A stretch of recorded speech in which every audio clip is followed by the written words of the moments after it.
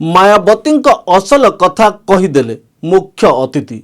जनकल्याणकारी दिवस पालनर मुख्य अतिथि भावे राष्ट्रीय प्रांतीय प्रभारी जोगदे भौणी सुश्री कुमारी मायावती 70तम जन्म जयंती समारोह रे जनकल्याणकारी आदर्श और राजनैतिक जीवन संपर्क में वक्तव्य रखिथिले। डॉक्टर लालजी मेधांकर जी। नमस्कार दर्शक, जीटीवी भारत उड़िया न्यूज चैनल को आपन को स्वागत करुछि। मु रामदास। चैनल को सब्सक्राइब करनथिले सब्सक्राइब करंतु, खबरटी को शेष जाय देखंतु, अधिक रु अधिक शेयर करंतु, आवश्यक स्थले कमेंट करी सचेतन करंतु। बहुजन समाज पार्टी बीएसपी रो प्रांतीय शाखा पक्षरु रायगढ़ ठारे भौणी सुश्री कुमारी मायावती 70तम जन्म जयंती महा आडंबर रे पालन करा जायछि। खबर साधारण सभा मंच समय पर्यंत विदाय अतिथि भावे जोगदे बीएसपी रो सबु असल कथा कहीदेले।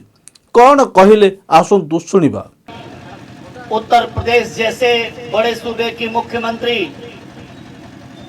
कई बार रही, राज्यसभा व लोकसभा की सांसद, सामाजिक परिवर्तन की महानायिका, देश में गरीबों, पिछड़ों, दलितों, आदिवासियों, शोषितों और वंचितों की रहबर,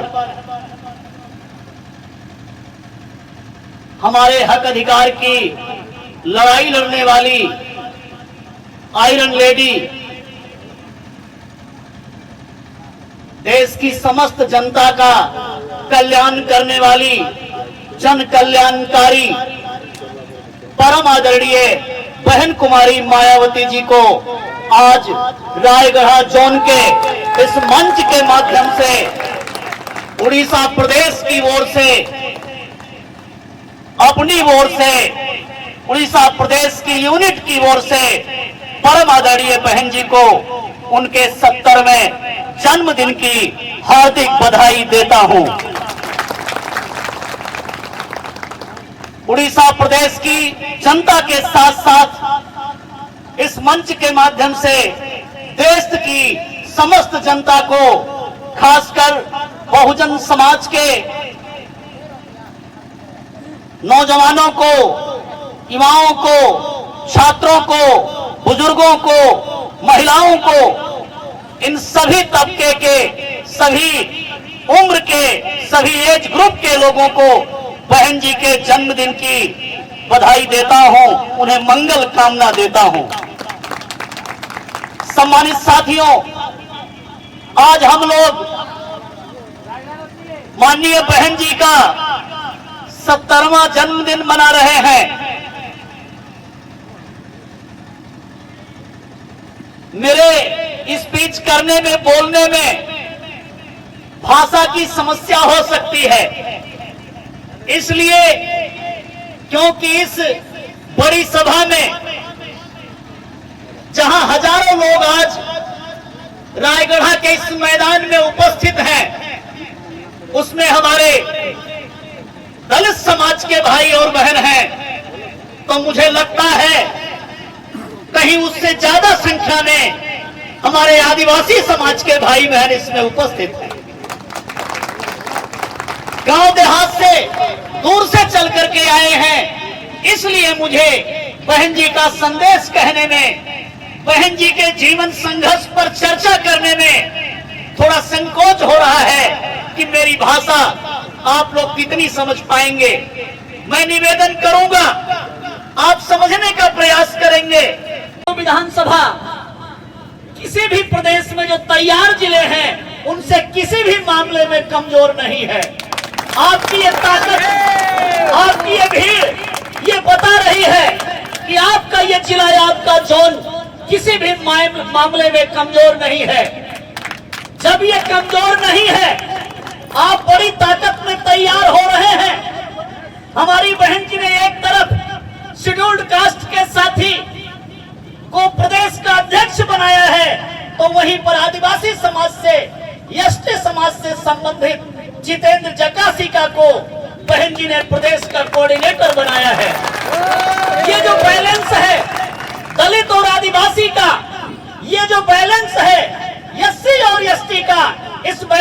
यदि बनाने में आप कामयाब हुए तो मैं समझता हूं इधर भारतीय जनता पार्टी, कांग्रेस पार्टी और उसी में एक तीसरा दल वो जोर आजमाइश करते रहते हैं। तीसरा दल जिसको बीजू पटनायक, नवीन पटनायक इत्यादि ने चलाया, कौन सा दल है भाई? बीजेडी। देखिए मैं भूल जाता हूँ, कहने का मतलब क्या बीजेडी, मैं इसलिए नहीं भूल रहा हूँ, अरे मैं भूल जाता हूँ। बीजेपी, कांग्रेस और बहुजन समाज पार्टी के सामने वो क्षेत्रीय पार्टी है, उसकी कोई बिसात नहीं है, उसकी कोई औकात नहीं है, इसलिए भूल रहा हूँ। तो सम्मानित साथियों, मेरे कहने का तात्पर्य है, यदि आपने अपनी ताकत को बढ़ाया, यदि आपने ठीक से बहन जी के संदेश को, आज बहन जी के जन्मदिन के मौके पर हमारे साथियों ने अगर बहन जी का प्रेस कॉन्फ्रेंस आज सुना हो, तो बहन जी ने अपने जन्मदिन के मौके पर देशवासियों से यह अपील किया है कि आप लोगों को अपनी दुख तकलीफ दूर करने के लिए, अपने कल्याण के लिए, अपने उद्धार के लिए आपको अपने अपने प्रदेश में अपनी सरकार बनानी चाहिए। आपको शासन सत्ता अपने हाथों में लेना चाहिए। देश के स्तर पर बहुजन समाज पार्टी को मजबूत करके, गति दे करके आपको केंद्र में बहुजन समाज पार्टी की सरकार बनानी चाहिए। जिनका आप जन्मदिन मना रहे हैं, जिन्होंने अपना तमाम जीवन आपकी बेहतरी के लिए समर्पित कर दिया है, जिन्होंने अपने जिंदगी का एक एक क्षण दबे कुचले समाज के लिए, दलित आदिवासी के लिए, पिछड़े और अकलियत के लिए, माइनॉरिटी के लिए, जिन्होंने इस देश के दबे कुचले लोगों को उठाने के लिए अपने जिंदगी का एक एक क्षण समर्पित कर दिया है, वो हमारी बहन जी आज 70 साल की हो गई है। मेरे नौजवान भाइयों, मेरे आप लोगों से कहना है, बहन जी अभी हेल्दी हैं, बहन जी स्वस्थ हैं। आज भी बहन जी ने घोषित किया है कि मेरा स्वास्थ्य बहुत अच्छा है, मैं अपने जीते तक, दम तक, मरते दम तक मैं आपकी लड़ाई लड़ती रहूंगी। तो मेरे कहने का तात्पर्य है, उड़ीसा प्रदेश के वासियों, रायगढ़ जिला और जोन के वासियों, अगले चुनाव तक यदि आपकी तैयारी अच्छी रही, यदि आपने बेहतर किया, आपने संगठन बनाया, आपने संगठन बना करके बहन जी का संदेश गांव-गांव तक ले जाने में कामयाब हुए, पोलिंग बूथ तक आप ले जाने में कामयाब हुए, तो सम्मानित साथियों, अभी हमारे प्रदेश अध्यक्ष इस बात को बता रहे थे, उत्तर प्रदेश के लोग जागे, यूपी के लोग तैयार हुए। बहुजन समाज पार्टी का, अर्थात बहुजन समाज का जो बेस है वो दलित और आदिवासी हैं, अर्थात एससी और एसटी वर्ग के लोग हैं। इस बहुजन आंदोलन के आधार बनते हैं, बेस बनते हैं। तो यूपी में कितना एससी एसटी है? कोई 22-23% है, इससे ज्यादा नहीं है। लेकिन अगर उड़ीसा की तुलना करें तो उड़ीसा में एससी एसटी कितना है? यहाँ पे 40% से ज्यादा है। सम्मानित साथियों, आपको अपनी ताकत का एहसास नहीं है। ये हाथी जैसा विशाल समाज, इसको अपनी ताकत का एहसास नहीं है। यदि उड़ीसा प्रदेश के हमारे एससी एसटी भाइयों, आपने अपनी ताकत का एहसास किया, उत्तर प्रदेश की बात से आपने सबक लिया, तो मेरा एक बात कहना है, भगवान तथागत गौतम बुद्ध ने कहा है, सभ्य संखारा अनिच्चाति यदा पय्याय पश्यति। भगवान बुद्ध ने कहा है, सभी संस्कार अनित्य हैं, सब कुछ परिवर्तनशील है, सब कुछ बदल रहा है। आप लोगों को एक बात मैं ध्यान दिलाना चाहूंगा, 2014 में जब नरेंद्र मोदी इस देश के पीएम बने, प्रधानमंत्री बने, बीजेपी केंद्र की सत्ता में आई, आरएसएस के लोग सत्ता में आए, तो आरएसएस के मुखिया श्री मोहन भागवत ने कहा था कि 800 वर्षों के बाद हमारी सरकार आई है। मेरे कहने का मतलब ये कि देश 47 में आजाद हुआ, उसको अपनी सरकार नहीं माना उन्होंने। 1950 में संविधान लागू हो गया, अपनी सरकार नहीं माना उन्होंने। उन्होंने कब अपनी सरकार माना? आरएसएस के लोगों ने, मोहन भागवत ने, जब बीजेपी के लोग गद्दी पर बैठ गए।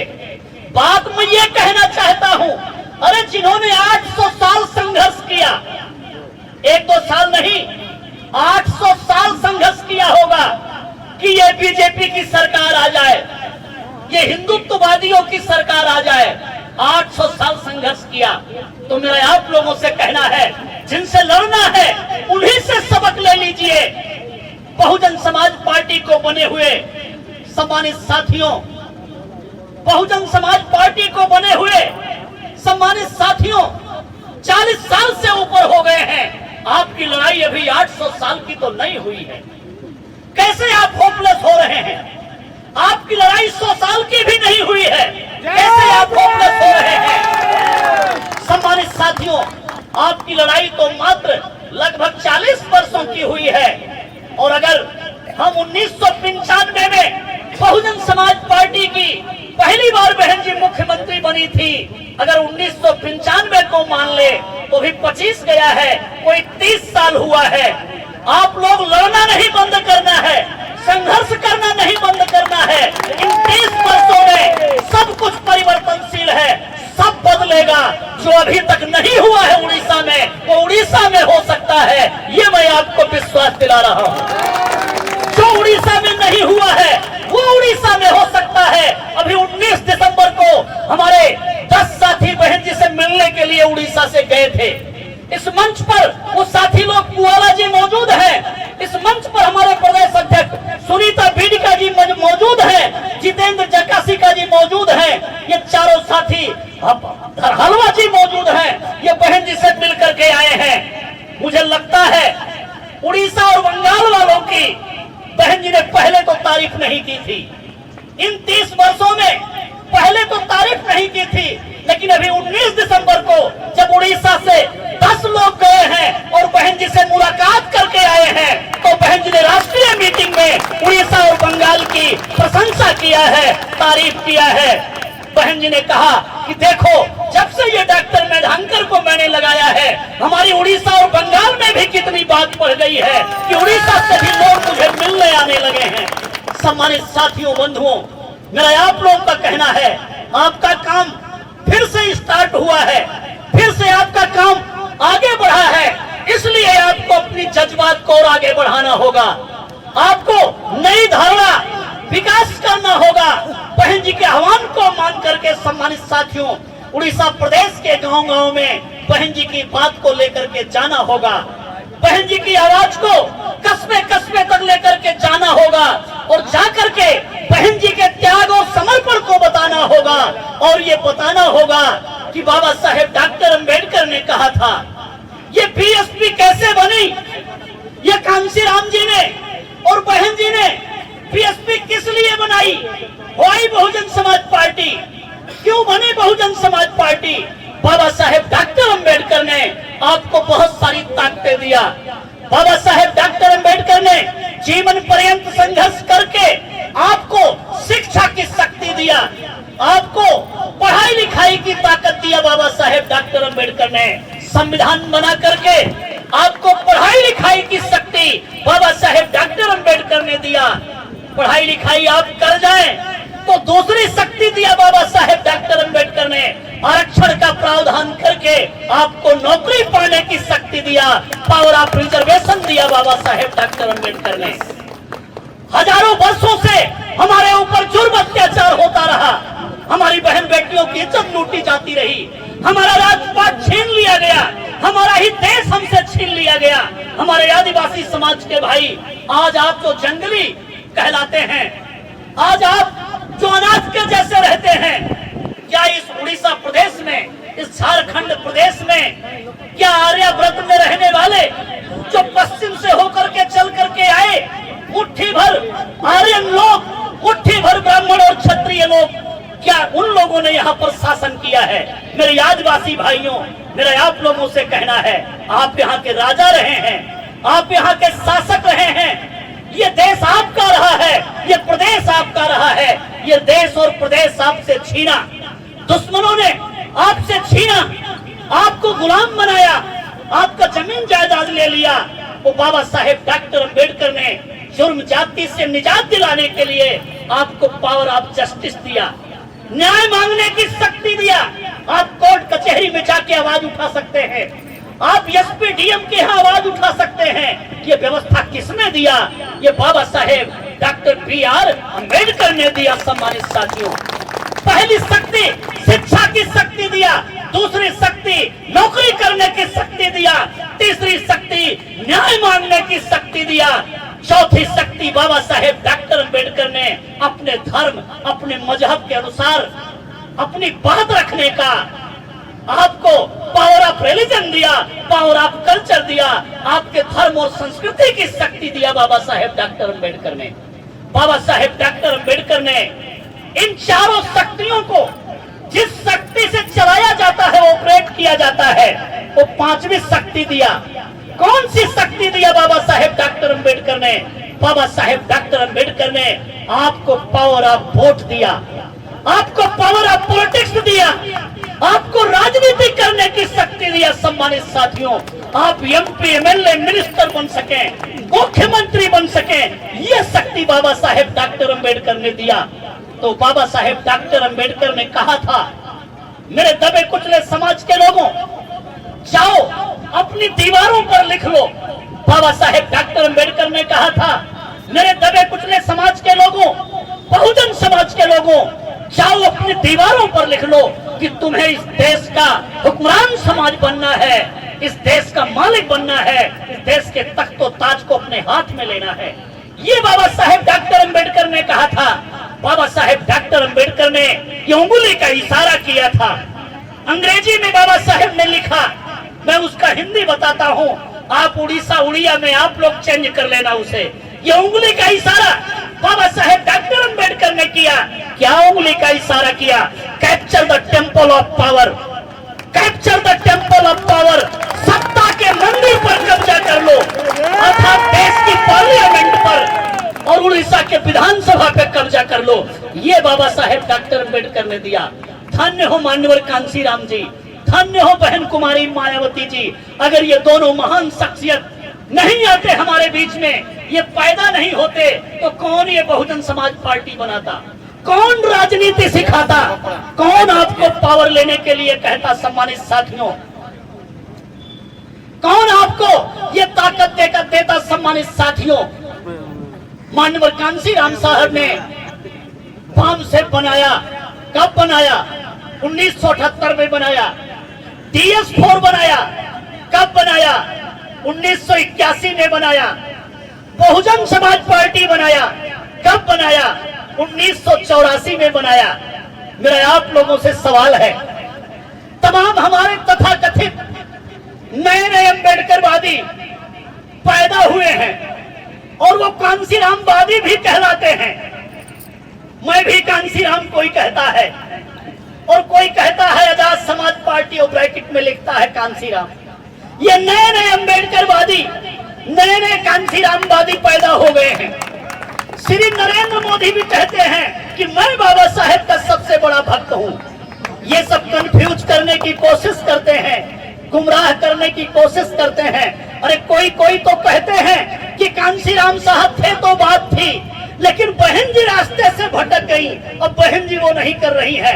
मेरा आप लोगों से सवाल है, एक घटना जो माननीय बहन जी अपने जीवन संघर्ष में बताती है, मैं आपके बीच में रखता हूं।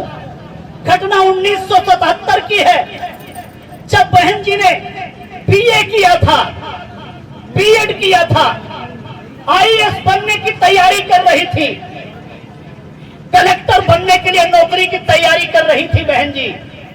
उससे पहले की घटना है, दिल्ली के कॉन्स्टिट्यूशन क्लब के मैदान में उस समय जनता पार्टी की सरकार हुआ करती थी। जनता पार्टी के लोग जाति तोड़ो नाम का कोई आंदोलन चला रहे थे। जनता पार्टी के लोग जाति तोड़ने के लिए, जाति खत्म करने के लिए कोई आंदोलन चला रहे थे। बहन जी को भी उसमें आमंत्रित किया गया था। जो संचालक महोदय थे वो बार बार एक शब्द बोलते थे, आप उड़िया में समझने का प्रयास करना, हरिजन शब्द बार बार बोलते थे। उनका नाम राजनारायण था। बहुत बड़े नेता थे उस काल के। हरिजन शब्द बार बार बोल रहे थे। हिंदी का शब्द हरिजन है। हरि माने भगवान होता है, ईश्वर होता है। हरि मीन्स ईश्वर होता है, और जन माने जो ईश्वर का आदमी हो। यह शब्द किसने दिया? ये गांधी बाबा ने दिया। मोहनदास करमचंद गांधी, इन्होंने इस देश के एससी एसटी को हरिजन कहा। किसने दिया? कांग्रेस के नेता गांधी ने एससी एसटी वर्ग के लोगों को हरिजन दिया, हरिजन शब्द दिया। और जब उनसे पूछा मीडिया के लोगों ने कि आप इनको हरिजन क्यों कहते हैं, तो कहते थे इस देश के ये जो दलित और आदिवासी है, ये ऊपर वाले की औलाद है, हरि की औलाद है, इसलिए मैं इनको हरिजन कहता हूँ। ये हरिजन कह करके अपमानित करने का काम किया, जो कि असंवैधानिक शब्द है।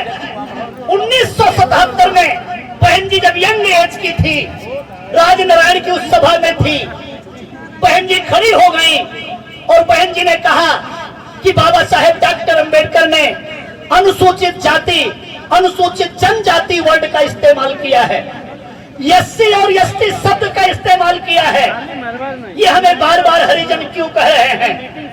यह सब असंवैधानिक शब्द है, इनको यह शब्द वापस लेना चाहिए। मंच पर खड़े होकर के राजनारायण को माफी मांगना पड़ा और उन्होंने स्वीकार किया कि हमसे यह गलती हुई है। मेरे कहने का तात्पर्य है, बहन जी ने इतने बड़े बड़े नेताओं की आंख खोलने का काम तब किया जब बहन जी की उम्र कोई 20 वर्ष की थी। वो बहन कुमारी मायावती जी हैं। 1976-77 की घटना है। माननीय कांशीराम साहब जो बाम सेब बनाने की प्रक्रिया में लगे थे, माननीय कांशीराम जी ने सब सुना कि कोई 20-21 साल की लड़की इतनी तेज तर्रार है कि वो देश के बड़े बड़े नेताओं को चुप करवा देती है। तो माननीय कांशीराम जी बहन जी से मिलने के लिए उनके घर पे गए। बहन जी से कांशीराम साहब ने मुलाकात किया और फिर बहन जी से कहा कि आप पढ़ाई लिखाई करके क्या बनना चाहती हो, जैसे हम लोग अपने बच्चों से घर में पूछते रहते हैं। माननीय बहन जी जब उनकी उम्र 20-21 साल थी तो बहन जी ने कहा कि मैं पढ़ लिख के कलेक्टर बनना चाहती हूँ। माननीय कांशीराम साहब ने बहन जी को समझ लिया। बहन जी से बात करके पहली मुलाकात में ही और बहन जी को समझ गए माननीय कांशीराम जी, और फिर बहन जी को कहा कि तुम अगर चाहो तो बड़ी से बड़ी नेता बन सकती हो, और जब तुम नेता बन जाओगी तो तुम सरकार चलाने वाली बन जाओगी। तुम जब सरकार चलाने वाली बन जाओगी तो कितने डीएम और कलेक्टर फाइल लेकर के तुम्हारे पीछे आगे पीछे घूमते फिरेंगे।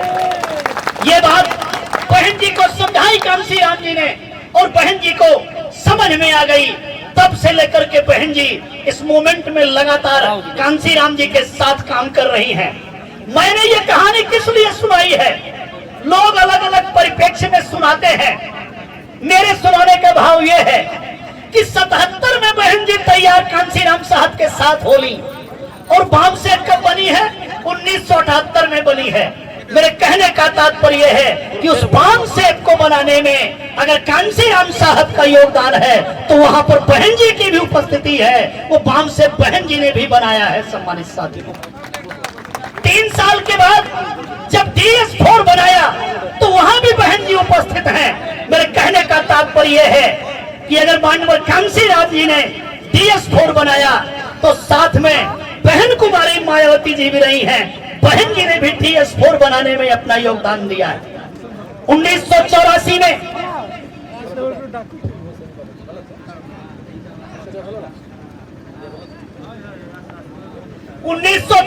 में बाबा साहेब डॉक्टर अंबेडकर के जन्मदिन के मौके पर दिल्ली में जब बहुजन समाज पार्टी बनी तो सम्मानित साथियों, बहन जी तो 1976-77 से काम कर रही थी, और बहुजन समाज पार्टी कब बनी? 1984 में बनी।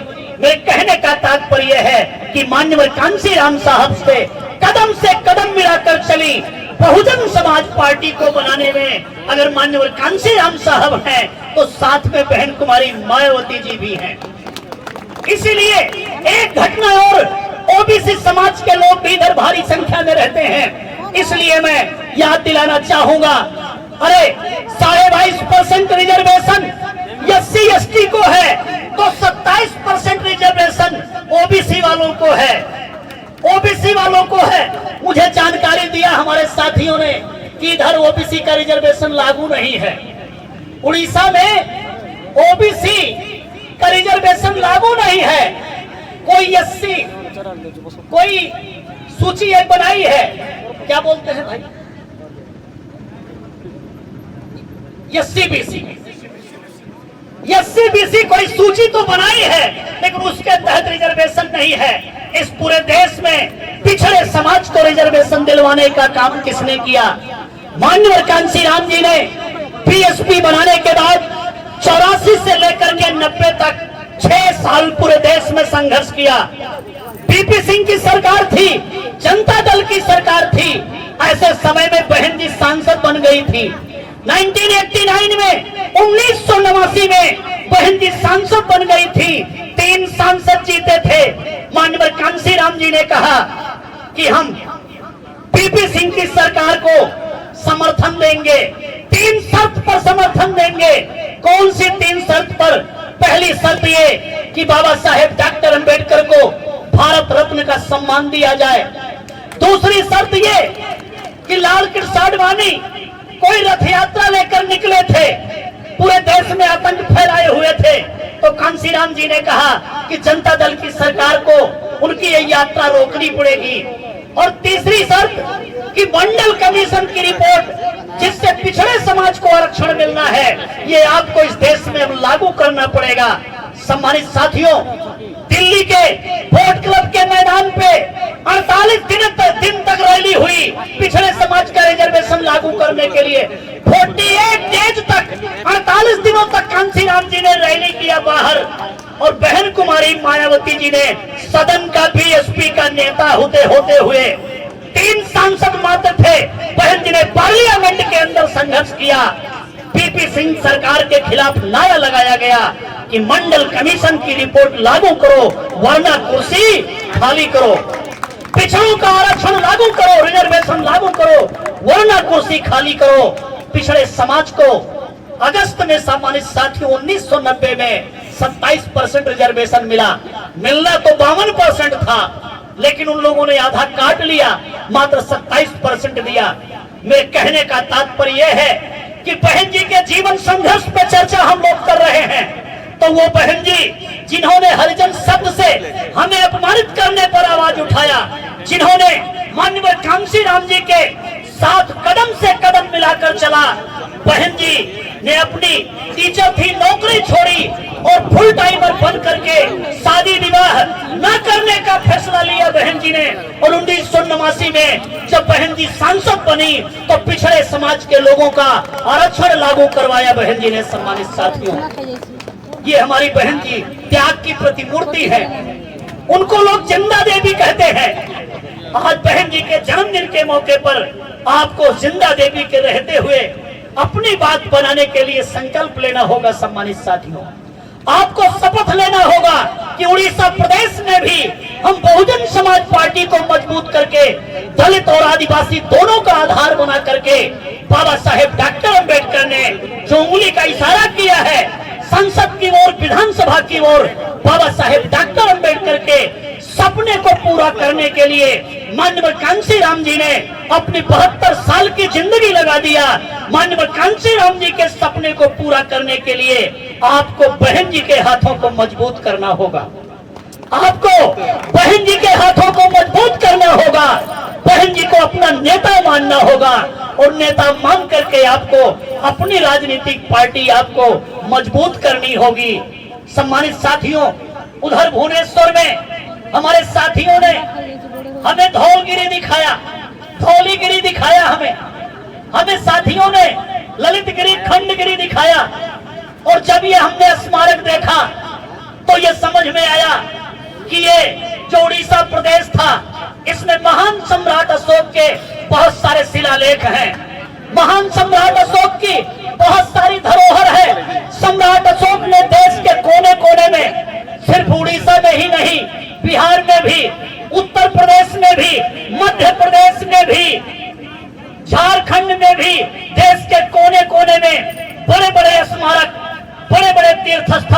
महान सम्राट अशोक ने बनाया था। सम्मानित साथियों, माननीय कांशीराम जी ने जब बहुजन समाज पार्टी बुलंद किया, बहुजन समाज पार्टी राष्ट्रीय पार्टी, नेशनल पार्टी बन गई, तो कांशीराम जी से मीडिया के लोगों ने पूछा कि कांशीराम जी, अगर आपकी सरकार आए देश में तो आप कैसा भारत बनाना चाहते हैं?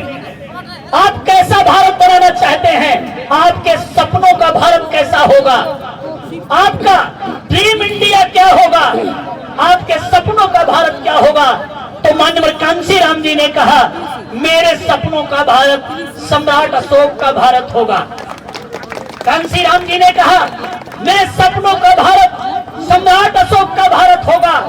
जब यूपी में मात्र 4 महीने के लिए 1995 में सरकार बनी, 1997 में मात्र 6 महीने के लिए यूपी में सरकार हमारी बनी, 2002 में मात्र 15 महीने के लिए हमारी सरकार बनी, बहन जी मुख्यमंत्री बनी, तो कांशीराम जी ने इन सरकारों में कहा कि मायावती, सम्राट अशोक के सपनों का भारत बनाने का समय आ गया है।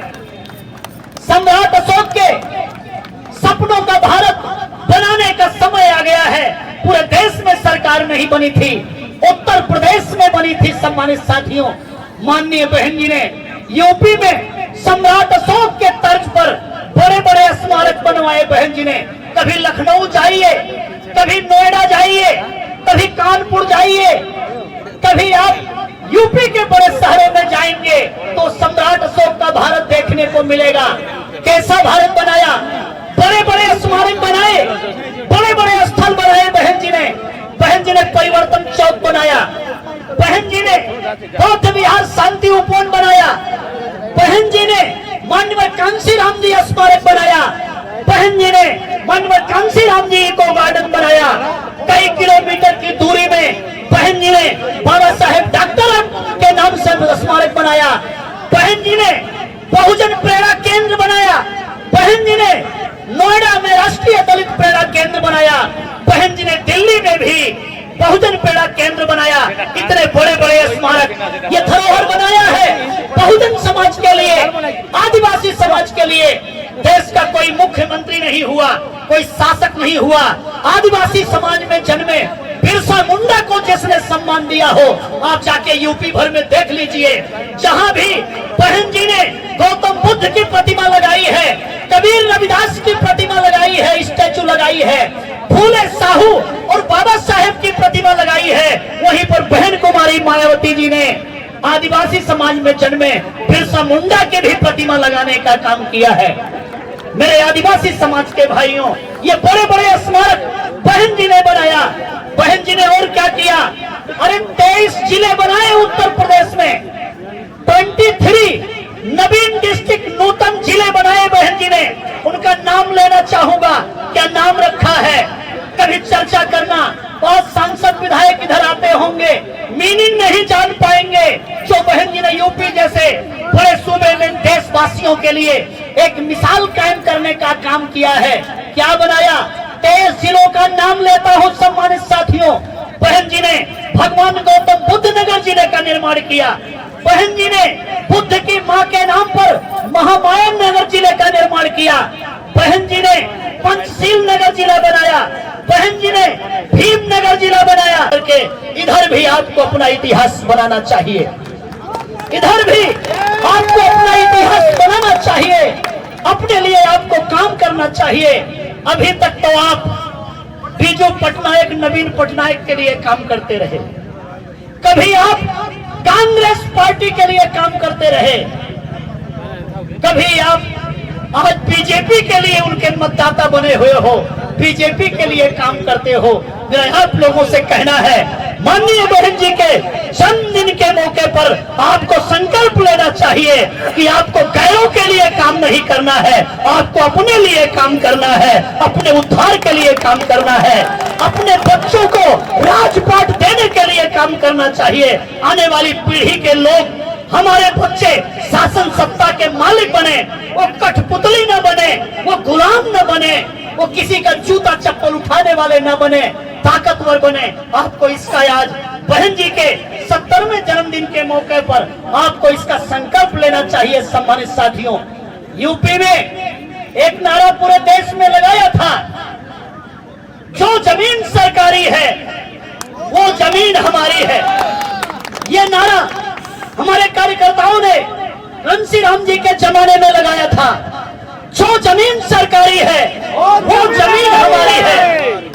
यूपी में जब सरकार आई, पहली बार जब सरकार आई, मात्र 60 दिन में 60 डेज में बहन जी ने अपने ब्यूरोक्रेट्स को बुलाया, डीएम को, एसपी को, कानून को लेखपाल को बुलाया और उनको आदेश दिया कि जितनी जमीन पहले बटी हुई है, पट्टा मिला है, पट्टा तो दे दिया गया लेकिन जमीन नहीं दी गई, 60 दिन में अभियान चला के वो जमीन बांट दीजिए।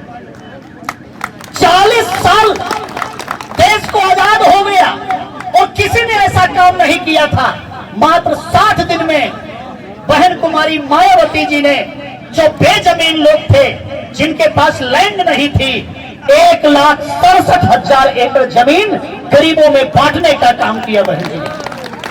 ये काम बहन जी ने किया। सम्मानित साथियों, बहन जी ने कहते हैं कि गरीब के यहां बेटी पैदा होती है तो गरीब पसीने में आ जाता है, उसके माथे पर बल पड़ जाता है कि बेटी बड़ी होगी, इसका घर कैसे बसाएंगे। बहन जी ने एक अध्यादेश बनाया, एक कानून बनाया कि किसी के यहां बेटी पैदा होगी तो उस जिले का अधिकारी जाएगा, सर्वे करके परिवार रजिस्टर में उसकी बेटी का नाम लिखेगा और उसके नाम एक अमाउंट फिक्स करेगा, बैंक में एफडी करेगा, फिक्स डिपॉजिट करेगा। जब वो बेटी 18 साल की हो जाएगी तो उस बेटी को 1 लाख रुपए मिल जाएंगे। गरीब की बेटी अब लखपति बनकर के तब पैदा होगी। ये नियम बहन कुमारी मायावती जी ने बनाया। बहन जी ने, जो बेघर लोग थे, जिनके पास घर नहीं था, बहन जी ने एक कानून बनाया। यूपी में चले जाएंगे, हर जिला हेडक्वार्टर के बगल में एक मल्टी स्टोरी बिल्डिंग बनी हुई है। नीली नीली बिल्डिंग बनाई थी। अभी बीजेपी वाले की सरकार चल रही है, वो आदित्यनाथ योगी है, हमारी नीली बिल्डिंग को उसने पीली बिल्डिंग बना दिया है। उखाड़ के फेंक तो नहीं देगा बेचारा, खाली उसका कलर चेंज किया है, रंग चेंज किया है। जो बांटा था, जो दिया था, वैसे है। बहन जी ने कहा कि घर बनाने के लिए अपने समाज के लोगों को, इन दलित आदिवासी लोगों को, सर्व समाज के गरीबों को हम लोन नहीं देंगे, कर्ज नहीं देंगे। मल्टी स्टोरी बिल्डिंग बनाया, उसमें 2 रूम, किचन और बाथरूम बना करके बहन जी ने 2 BHK बना करके सर्वे करवाया और कहा कि लोन नहीं देंगे, जिनके पास घर नहीं है, जो बेघर हैं, उनको हम इसका ताला चाबी देंगे, उसको घर देने का काम करेंगे। सम्मानित साथी, हम लोग बहन जी का जन्मदिन मना रहे हैं जन कल्याणकारी दिवस के रूप में। क्यों जन कल्याणकारी बहन जी को कहा जा रहा है? कैसे जन कल्याण किया है हमारी नेता बहन जी ने, उसमें से कुछ घटनाएं मैं आपके बीच में बता रहा हूं। अभी कुछ महीनों पहले गंजाम डिस्ट्रिक्ट के साथी हमारे रामहरि बेहरा और उनके साथी लोग बैठे हुए हैं। आपको याद होगा कि हमारे 2 भाई दलित समाज के, वो गाय लेकर के जा रहे थे। आरएसएस के लोगों ने, हिंदुत्ववादियों ने उनको पकड़ा। गाय ले जाने, बछड़ा ले जाने के जुर्म में 30,000 रुपए मांगे। वो तो परचेज करके ले जा रहे थे, वो 30,000 रिश्वत मांग रहे थे। ना देने पर उन लोगों ने उनको पकड़ा, बांधा, कई किलोमीटर तक उनको घसीटा, उनको गंदी नाली का पानी पिलाया, उनको घास खिलाया। ये घटना आपके उड़ीसा में, अरे कोई कोई घटना प्रकाश में आ जाती है, पेपर में, न्यूज में, टीवी में आ जाती है, आपको पता चल जाता है। मैं समझता हूं ऐसा कोई जिला नहीं है जहां इस प्रकार की घटना न होती हो। होती रहती है, आप संघर्ष नहीं करते हो, ध्यान नहीं देते हो। और जो लोग हमारी बहन बेटियों के साथ गलत करते हैं, हमारे भाइयों के साथ जो जुर्म अत्याचार करते हैं, हम उन्हीं के लिए आवाज उठाते हैं, उनके लिए ताली बजाते हैं, उनका झंडा लहराते हैं। ये हमारी कायरता है। बहन जी ने क्या किया, जब यूपी में अपनी सरकार आई तो बहन जी ने एक अध्यादेश बनाया। बहन जी ने कहा कि जितने गुंडे और मवाली हैं, जितने चोर और बदमाश हैं, वो जेल में उनका घर होना चाहिए। सम्मानित साथियों, सारे को पकड़ पकड़ के जेल में डाल दिया। अरे कहते हैं पहली बार तो जेल में डाला, दूसरी बार जब सरकार बनने की नौबत आई और जैसे ही पता चला कि बहन जी जा रही है शपथ लेने के लिए, यूपी का बॉर्डर छोड़कर सारे गुंडे और मवाली सब भाग गए। अरे यहाँ तो पिटाई होती है, यूपी में बहन जी के राज में ऊंची आवाज में कोई बात नहीं कर सकता था। हम लोग तो धीरे से जय भीम बोलते थे, वो दुश्मन हमारा जय भीम सीख गया और तेजी तेजी से जय भीम बोलता रहता था।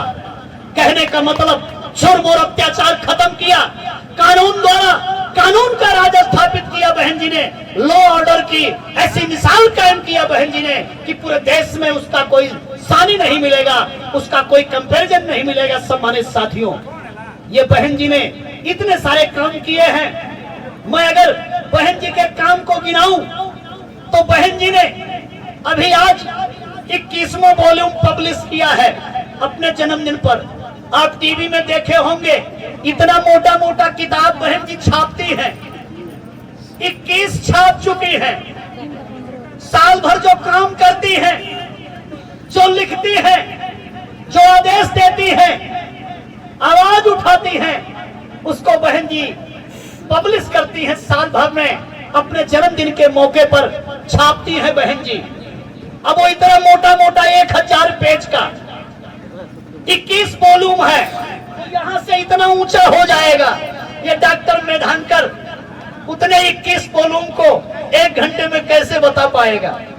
क्यों ना डॉक्टर मेधांकर कितने बड़े विद्वान हो, लेकिन वो 21 वॉल्यूम में से कुछ पन्ने बता पाएगा, 21 वॉल्यूम तो नहीं बता पाएगा। मेरे कहने का तात्पर्य यह है कि बहन जी ने अपनी उम्र में 70 वर्ष की उम्र में इतना संघर्ष हमारे लिए किया है, इतना काम हमारे लिए किया है कि उसको बताने चले तो महीनों गुजर जाएगा और बहन जी की संघर्ष की कहानी हम पूरी बता नहीं पाएंगे। इसीलिए सम्मानित साथियों, मैं अपनी बात को और आगे न बढ़ाते हुए, गौर से मेरी बात को आपने सुना है। उड़ीसा प्रदेश के वासियों, आप लोगों को बहन जी के हाथों को मजबूत करना चाहिए, बहन जी को ताकत देना चाहिए। हमने फिर डेट लिया है बहन जी से, उड़ीसा वासियों को मुलाकात करवाने के लिए हमने फिर तारीख लिया है। अगले 3-4 दिन के बाद मैं तो कहूंगा, पहले 10 लोग गए थे बहन जी से मिलने, उन्हें आर्थिक सहयोग देने। आप लोगों में से अब की बार 10 नहीं जाना चाहिए, 20 जाना चाहिए, 25 जाना चाहिए, ताकि बहन जी को लगे कि उड़ीसा जाग गया है, उड़ीसा अपनी ताकत को पहचान गया है, उड़ीसा अपना राजपाट बनाएगा, अपनी सरकार बनाएगा, अपने एमएलए बनाएगा। सम्मानित साथियों, मैंने शुरू में कहा था कि सब परिवर्तनशील है। अरे जब वोट सारा आपका है, कितनी आबादी है SC ST? 40% से ज्यादा। उसमें अगर ओबीसी मिला दे तो 90% से ज्यादा। अरे 90% बहुजन समाज के लोग हो, 100 में से 90 वोट आपका है। क्यों नहीं अपना वोट इकट्ठा कर लेते हो? क्यों नहीं अपने समाज को जगा लेते हो? क्यों नहीं तैयार कर लेते हो? वोट आपका है तो राज भी आपका होना चाहिए। वोट आपका है तो राज आपका होना चाहिए।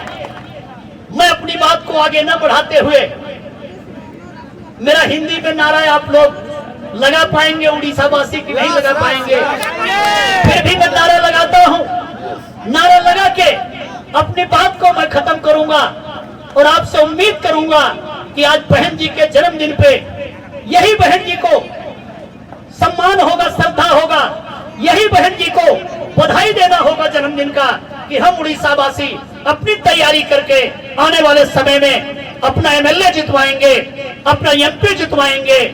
अरे यहाँ पे आप कई हजार लोग इकट्ठा हो गए, 1000 आदमी आवाज करो, कोई नहीं सुनेगा। एक एमएलए भेज दोगे सदन में, उसकी आवाज मुख्यमंत्री सुनेगा, राज्यपाल सुनेगा, प्रधानमंत्री को सुनना पड़ेगा। इसलिए अपने प्रतिनिधि मेरे SC/ST भाइयों, आपको चुन करके जब भी अगला चुनाव आए तो आपको सदन में भेजना चाहिए। यही करना, बहन जी को आज शुभकामना देना होगा, बहन जी को बधाई देना होगा। मैं अपनी बात को रोकने से पहले मैं ये कहना चाहूंगा, बरसों जुर्म की आग में जलते रहे हैं हम, जी जी कर उनके शासन में मरते रहे हैं हम। बरसों जुर्म की आग में जलते रहे हैं हम, जी जी कर उनके शासन में मरते रहे हैं हम। मजबूरी की मार ने राजनीति सिखा दिया, किसको यहां से जालिमों बहुजन समाज पार्टी ने हाथी खड़ा किया। मैं नारा लगाता हूं, आप लोग भी आ जाए।